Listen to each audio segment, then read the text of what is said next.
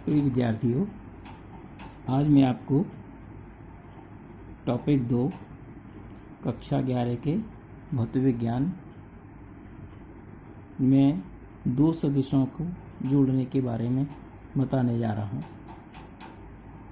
Number 1, इसमें एक विधि है त्रिभुज विधि, ट्रायंगुलर मेथड। माना दो सदिश ए तथा बी थीटा कोण पर कार्यरत हैं। मान लीजिए कोई सदिश है ए और ये बी सदिश है। दोनों के बीच में जो एंगल बनना है वो किस तरह का बनना है? थीटा एंगल बनना है। जोड़ने की विधि क्या है? सबसे पहली विधि है, पहला पॉइंट है, सर्वप्रथम किसी भी एक सदिश के परिमाण का आधार OP तथा उसकी दिशा खींच लेते हैं। उसके बाद नंबर 2, इस आधार के अंतिम सिरे यानी कि P से P पर 180 माइनस थीटा जो एंगल दे रखा है उसको माइनस कर देंगे, कोण बनाते हुए एक रेखा खींचते हैं। तीसरा पॉइंट है, इस रेखा में दूसरे सदिश का परिमाण काट लेते हैं। नंबर 4, इस रेखा का अंतिम बिंदु Q, इस रेखा का जो कटा हुआ पॉइंट है अंतिम बिंदु Q तथा पहली रेखा का प्रारंभिक बिंदु O को मिलाने वाली रेखा सदिशों के परिमाण को दर्शाती है।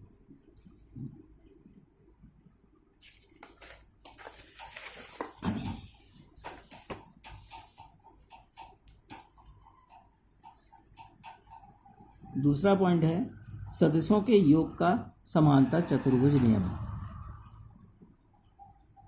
Laws of parallelogram of vector addition.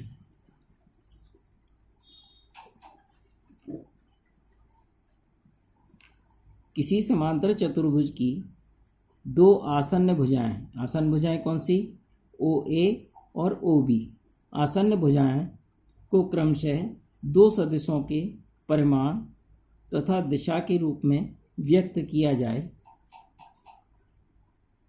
तथा उनके कटान बिंदु से होकर गुजरने वाला विकर्ण परिणामी सदिश के परिमाण व दिशा को व्यक्त करता हो, इसको समांतर चतुर्भुज नियम कहते हैं।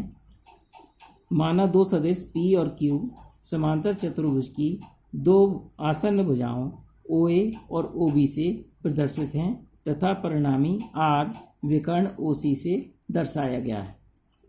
अतः परिणामी R वेक्टर बराबर P vector plus Q vector. सदिशों का योग गणितीय विधि द्वारा, ये तो हमने अभी थ्योरेटिकल रूप से बताया, अब इसमें गणितीय विधि के द्वारा बताएंगे त्रिभुज का नियम गणित के रूप में। ये पार्ट है, माना किसी कण पर किसी क्षण दो सदिश A तथा B कार्यरत हैं, उनके बीच थीटा कोण है। सदिश A तथा B किसी त्रिभुज OPQ की क्रमागत भुजाओं OP तथा PQ से तथा परिणामी सदिश R भुजा OQ से निरूपित किया गया है। भुजा OP को आगे बढ़ाते हुए उस पर अभिलंब QN डाला गया है। OP बराबर A वेक्टर, OP बराबर B तथा OQ बराबर R। Angle NPQ is equal to theta. समकोण त्रिभुज PNQ से cos थीटा बराबर PN अपॉन PQ, तो PN बराबर हो जाएगा PQ cos थीटा या B cos theta. Sine theta बराबर QN अपॉन PQ, तो QN is equal to PQ sine theta बराबर B साइन थीटा।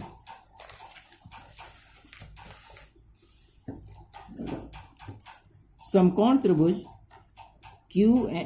ONQ से ओ क्यू स्क्वायर बराबर O N square plus Q N square. तो R square बराबर हो जाएगा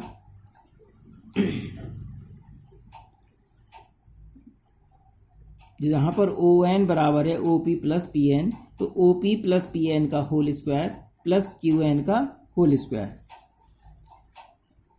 ओ Q square plus O N square plus Q N square, जहाँ पर O N बराबर है O P plus Q P N के, तो आर स्क्वायर बराबर हो जाएगा O P plus P N का whole square plus Q N का होल स्क्वायर। तो a plus B cos theta का whole square plus b sine theta का होल स्क्वायर।